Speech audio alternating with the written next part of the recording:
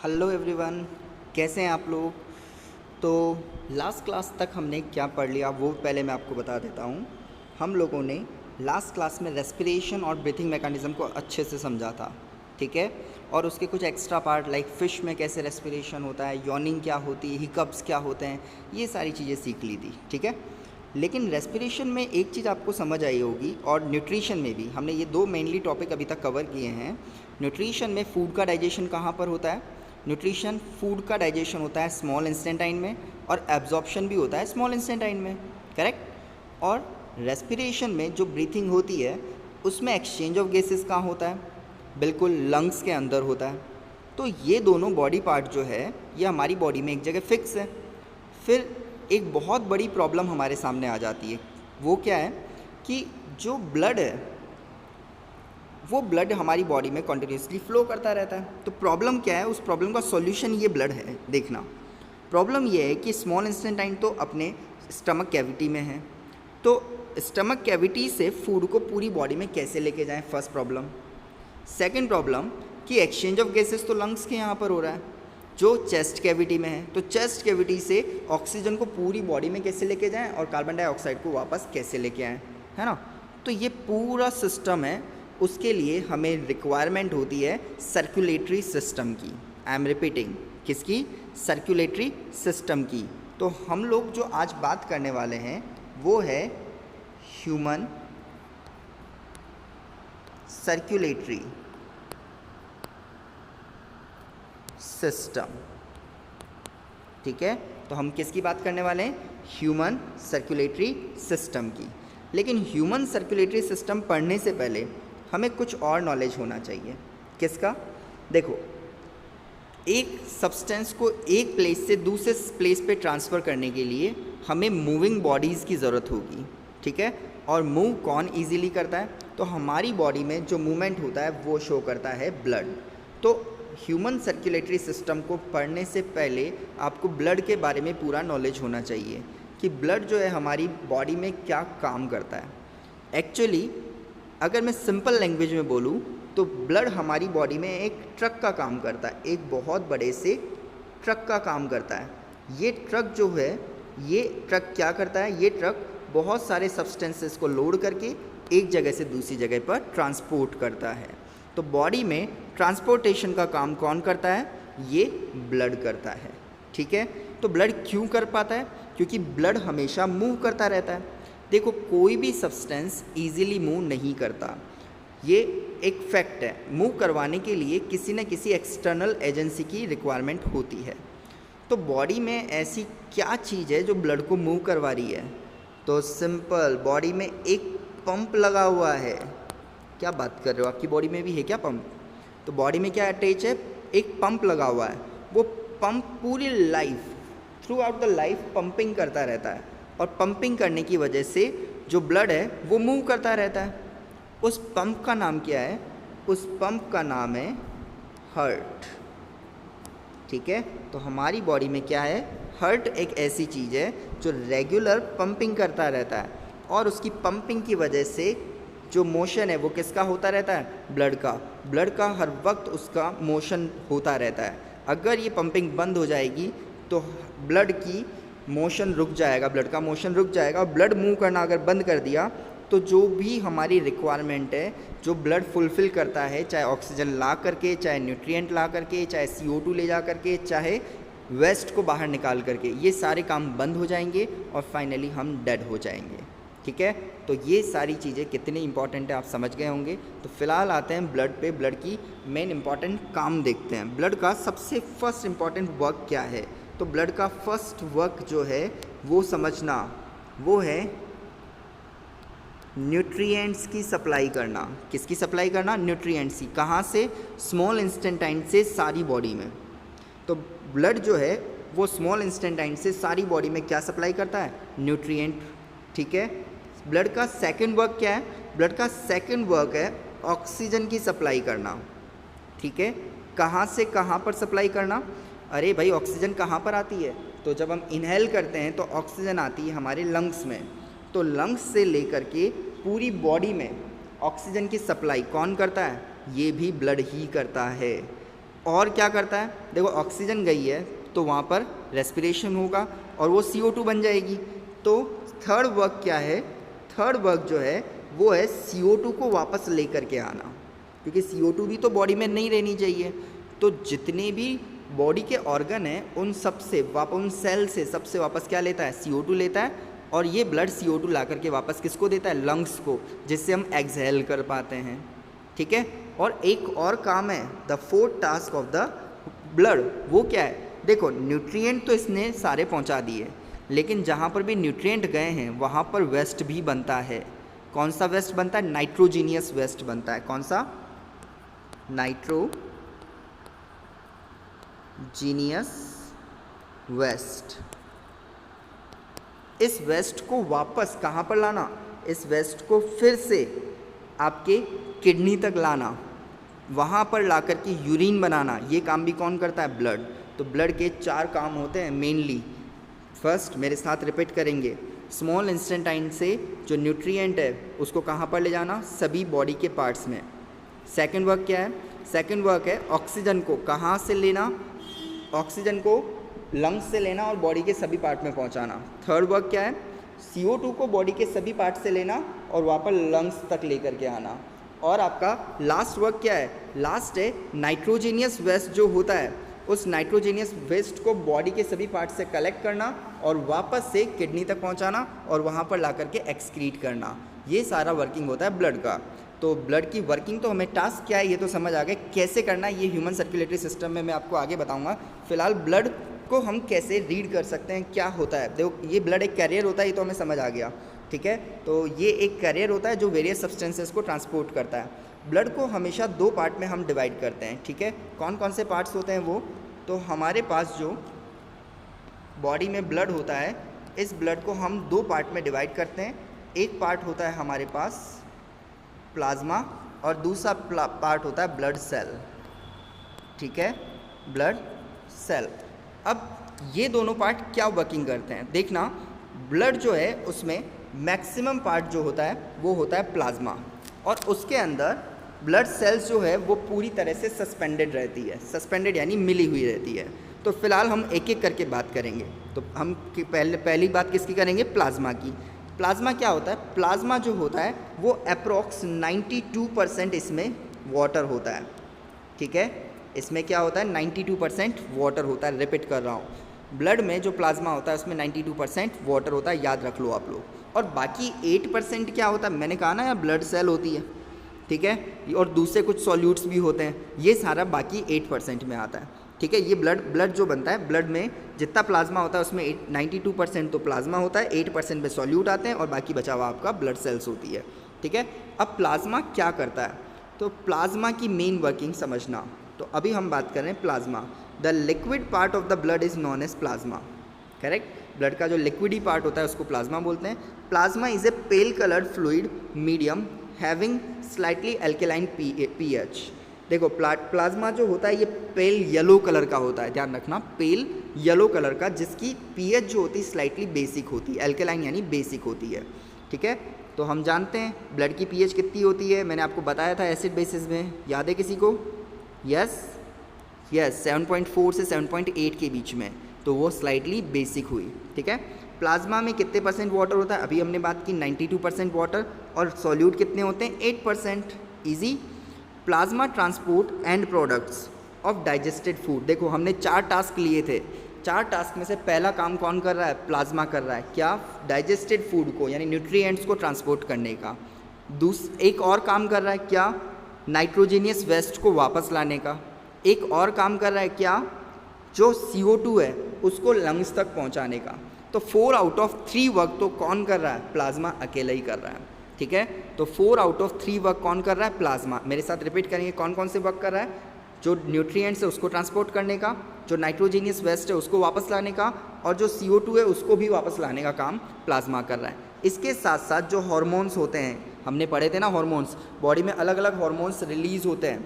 ठीक है, वो सारे के सारे हार्मोन्स जो हैं, जो आपकी ग्रोथ, आपकी बॉडी को रिपेयर करने के लिए रिस्पॉन्सिबल होते हैं, लाइक इंसुलिन। ठीक है, तो ये एक हार्मोन है, तो ये बॉडी में एक ही जगह सेक्रेट होता है, लेकिन उसको ले जाना तो पूरी बॉडी में होता है, तो उसका ट्रांसपोर्टेशन भी कौन करता है, ये भी प्लाज्मा ही करता है। तो प्लाज्मा इन सब का क्या करता है, ट्रांसपोर्टेशन करता है, जो आपको अच्छे से समझ आ गया होगा। ठीक है, तो प्लाज्मा एक बार मेरे साथ रिपीट करेंगे क्या होता है। ये एक ब्लड का लिक्विडी पार्ट होता है जिसका पेल कलर होता है, और ये स्लाइटली एल्केलाइन पीएच का होता है। ठीक है, और नेक्स्ट ये आगे से आगे आपको ट्रांसफ़र करके दे देगा, इजी। अब आते हैं इससे आगे। नेक्स्ट, वाटर कितना होता है 92%, सॉल्यूट कितने होते हैं 8%। प्लाज्मा जो ट्रांसपोर्ट करता है वो कौन कौन से प्रोडक्ट होते हैं, न्यूट्रिएंट्स, नाइट्रोजीनियस वेस्ट, CO2 और हार्मोन्स, इजी। अब आते हैं आगे, लर्न होता जाना चाहिए, साथ में ये ध्यान रखना। नेक्स्ट हम बात करें, मैंने कहा ना सेकंड पार्ट जो होता है वो क्या होता है, सेकंड पार्ट यहाँ पर होता है ब्लड सेल। तो सेकंड पार्ट हम पढ़ रहे हैं ब्लड सेल। जो ब्लड सेल होती है इसको फर्दर हम लोग 3 पार्ट्स में कैटेगराइज करते हैं। ठीक है, एक बार देखें वो 3 पार्ट कौन कौन से हैं। फर्स्ट पार्ट है RBC, सेकंड पार्ट है WBC और थर्ड पार्ट है प्लेटलेट्स। अब इसमें समझना, प्लाज्मा आपने कहा मेन लिक्विड पार्ट होता है प्लाज्मा, तो प्लाज्मा का कलर तो पेल येलो बताया, लेकिन हमें जब भी कट लगता है तो ब्लड तो अंदर से कौन से कलर का निकलता है, रेड कलर का। तो भाई रेड कलर क्यों होता है, RBC की वजह से। एक बार फुल फॉर्म में इसकी बताऊं तो ये होती है रेड ब्लड सेल। ठीक है, इनमें से अगर हमारे पास किसी भी चीज़ की कमी है तो वो हमारे लिए बहुत हार्मफुल होगी। ये चारों चीज़ें होनी चाहिए, मैं लास्ट में आपको डिस्कस भी करूँगा उसके बारे में। RBC, ठीक है, RBC समझ आ गया, रेड ब्लड सेल। अभी हम डिटेल डिस्कशन करेंगे। सेकंड सेल कौन सी होगी, ध्यान रखना हम ब्लड सेल के टाइप पढ़ रहे हैं। ठीक है, तो ब्लड सेल का पहला टाइप हो गया RBC, दूसरा टाइप हो गया WBC यानी वाइट ब्लड सेल, और तीसरा पार्ट हुआ प्लेटलेट्स। थर्ड पार्ट क्या हुआ, प्लेटलेट्स। ठीक है, एक एक करके हम सभी डिस्कस करते हैं। तो फिलहाल हम बात करें, blood cells are found floating और सस्पेंडेड इन प्लाज्मा। मैंने बताया था ब्लड सेल किस में मिक्स रहती है, प्लाज्मा में मिक्स रहती है, यानी सस्पेंडेड रहती है। Blood cells are 3 types, are of 3 types, RBC यानी रेड ब्लड सेल, WBC और ब्लड प्लेटलेट्स। एक एक करके हम डिस्कस कर रहे हैं। सबसे पहले हम बात करें RBC means red blood cell, इसमें क्या होगा अब समझना। RBC जो होती है इसमें जो सेल्स होती है उसका कलर रेड क्यों होता है, 1 मार्क बोर्ड में क्वेश्चन बनता है। तो कभी भी ब्लड का कलर रेड या ब्लड सेल का कलर रेड इसलिए होता है क्योंकि उसमें हीमोग्लोबिन नाम का एक पिगमेंट प्रेजेंट होता है। ठीक है, रिपीट कर रहा हूँ, पिगमेंट का नाम क्या है, पिगमेंट का नाम है हीमोग्लोबिन। हीमोग्लोबिन जो होता है ये हमेशा रेड कलर का पिगमेंट होता है, और इसकी वजह से हमारे ब्लड का कलर भी क्या होता है, रेड होता है। सिंपल। तो ये आपको समझ आ गया होगा कि हमारे ब्लड का कलर रेड क्यों होता है, क्योंकि ब्लड में क्या प्रेजेंट होता है, हीमोग्लोबिन प्रेजेंट होता है, और जब भी हीमोग्लोबिन कहीं प्रेजेंट होगा तो वो रेड कलर शो करेगा। तो हीमोग्लोबिन का काम क्या होता है, अरे मेन काम इसी का होता है। क्या, आप समझना, हमने जब ब्रीथिंग की थी तो हमारी बॉडी में इनहेल हमने क्या किया था, ऑक्सीजन की थी, लेकिन वो ऑक्सीजन थी कहाँ पर, इनहेल होकर के कहाँ पर आ गई, लंग्स में आ गई, है ना। तो ये तो कहाँ पड़ी है, लंग्स में पड़ी हुई है, लेकिन हमें किस में चाहिए, हमें पूरी यानी हमारी फुल बॉडी में चाहिए। ऑक्सीजन तो फुल बॉडी में चाहिए। ठीक है, तो लंग्स से फुल बॉडी में ऑक्सीजन को कौन ले जाता है, ये कौन लेके जाता है, ये लेके जाता है आपका RBC, रेड ब्लड सेल लेके जाता है। ठीक है, तो रिपीट कर रहा हूँ, रेड ब्लड सेल क्यों लेकर के जाता है, क्योंकि ऑक्सीजन जो है वो हीमोग्लोबिन पे जाकर के स्टक हो जाता है। ऑक्सीजन किस पे जाके स्टक होता है, हीमोग्लोबिन पे जाकर स्टक हो जाता है, और एक प्रोडक्ट बनाता है जिसका नाम है ऑक्सी हीमोग्लोबिन। आपको इतना डीप लर्न करने की ज़रूरत नहीं है, फिलहाल आपको सिर्फ इतना सा ध्यान रखना है। RBC में क्या प्रेजेंट होता है, मैं स्टार्टिंग से बता रहा हूँ। RBC में प्रेजेंट होता है रेड कलर का पिगमेंट जिसका क्या नाम है, हीमोग्लोबिन। और हीमोग्लोबिन किसको स्टक कर लेता है, ऑक्सीजन को। अब जहाँ पर भी रेड ब्लड सेल जाएगी वहाँ पर ऑक्सीजन जाएगी, और रेड ब्लड सेल हर जगह जाती है, इसका मतलब हर जगह ऑक्सीजन जाएगी और वहाँ जाके सप्लाई कर देगी ऑक्सीजन की। सिंपल। तो एक बार फिर से देखते हैं हम लोग, the red colour of the blood is due to the presence of RBC। बिल्कुल, ब्लड का रेड कलर RBC की वजह से होता है, यानी रेड ब्लड सेल की वजह से। एक्चुअली RBC है रेड कलर पिगमेंट, RBC के पास रेड कलर का पिगमेंट होता है, क्या नाम है, हीमोग्लोबिन। ठीक है, हीमोग्लोबिन हैज़ हाई एफिनिटी यानी अट्रैक्शन विथ ऑक्सीजन। तो ऑक्सीजन के लिए इसकी एफिनिटी बहुत ज़्यादा होती है। And oxygen is transported in the blood from lungs to various parts, यहाँ पर पार्ट्स होना चाहिए, स्पेलिंग रॉन्ग है, वेरियस पार्ट्स बाय हीमोग्लोबिन, ठीक है। तो हीमोग्लोबिन ही यहाँ पर क्या करता है, लंग्स से ट्रांसफ़र करता है ऑक्सीजन को सभी पार्ट्स में। In human being the mature RBC do not have nucleus. देखो जैसे जैसे आरबीसी मेच्योर होती जाती है वैसे वैसे उसमें न्यूक्लियस डेड होता जाता है, ठीक है। तो ये आपका आरबीसी था। सेकंड सेल कौन सी है, सेकंड सेल है हमारे पास वाइट ब्लड सेल, WBC। देखो वाइट ब्लड सेल जो होती है ये सबसे इम्पॉर्टेंट होती है। वैसे तो सारी, मैंने कहा चारों पार्ट होने चाहिए, प्लाज्मा, WBC, RBC और प्लेटलेट सब होना चाहिए। तो WBC क्या काम करती है, आपकी बॉडी में सपोज़ आप कहीं भी जाते आते उठते बैठते हो, हर जगह हर वक्त आपके ऊपर बैक्टीरिया वायरसेस का अटैक होता रहता है। इनफैक्ट अभी आप घर में बैठे हो, आपके हाथ में मोबाइल फ़ोन है, फिर भी आप पर बैक्टीरिया अटैक कर रहे हैं, ठीक है। आप अपने डोर को ओपन करते हो तब भी आप पे बैक्टीरिया अटैक कर रहे हैं। तो कुल मिलाकर के क्या होता है, बैक्टीरियाज आप पर रेगुलरली अटैक करते रहते हैं, ठीक है।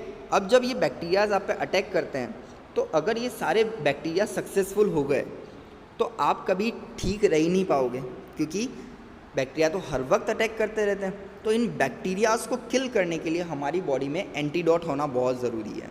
तो ये एंटीडोट कहाँ से लाएं, अरे भाई ये WBC जो है ना, यही तो एंटीडोट है, ठीक है। तो ये WBC ही क्या काम करती है, एंटीडोट का काम करती है, ओके। इसीलिए इसको कहा जाता है soldier of the body, body का सोल्जर, यानी बॉडी को बचाने के लिए हर वक्त लड़ता रहता है, किन से, उन वायरस से, उन बैक्टीरियाज से, और हमें सेफ रखता है। आप बार बार बोलते हैं ना इम्यून सिस्टम स्ट्रॉन्ग करो, इम्यून सिस्टम, अरे भाई आपकी WBC अगर आपके पास अच्छे काउंट में है और हेल्दी है तो वो वैसे ही आपको बीमार नहीं पड़ने देंगे। क्यों, क्योंकि आने वाले बैक्टीरिया और वायरसेस को किल करेंगे, इसलिए इसको कहा जाता है सोल्जर ऑफ द बॉडी। अब कैसे किल करते हैं, मान लो आपकी बॉडी में कोई बैक्टीरिया एंटर कर गया, ठीक है, तो ये WBC यानी ये एक सेल होती है, ये सेल क्या करती है, उस आने वाले बैक्टीरिया या वायरस के सेल को खा जाती है। तो भैया एक सेल जब दूसरी सेल को खाती है तो मैंने एक प्रोसेस का नाम बता रखा है आपको, क्या बोलते हैं हम उसको, फेगोसाइटोसिस। तो इसका मतलब ये भी हमारी बॉडी में क्या करता है, फेगोसाइटोसिस करता है। कैसे, जैसे अमीबा ने पैरामीशियम को खा के किया था, ठीक है।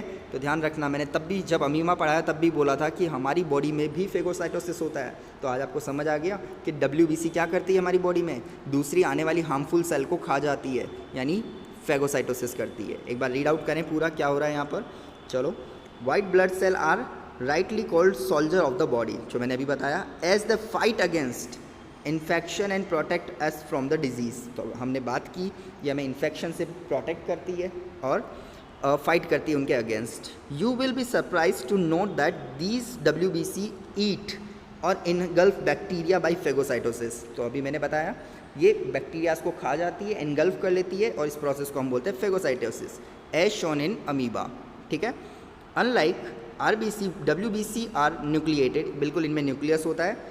They make antibodies also to fight against infection. तो मैंने बताया ना एंटीबॉडीज़ या एंटीडोट ये बना लेती है जिससे हम किसी भी इन्फेक्शन से अगेंस्ट फाइट कर सकते हैं। तो ये थी WBC।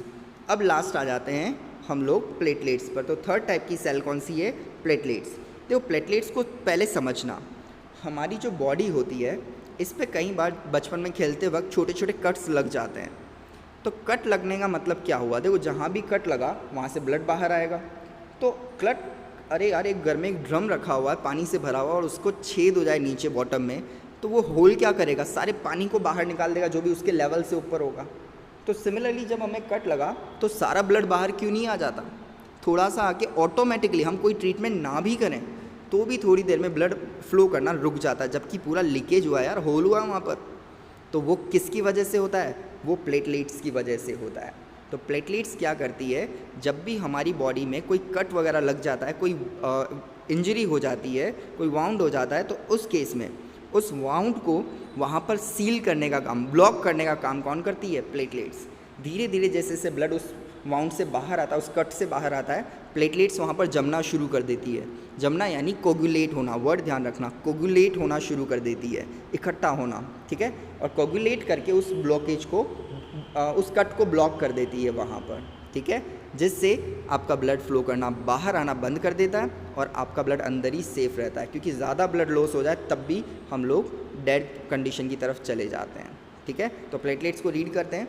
Platelets help in clotting, clot करना या coagulating the blood by forming clot platelets help in ceiling the wound, ठीक है, ये जो क्लोट हुई है वाउंड को सील करने का काम करती है।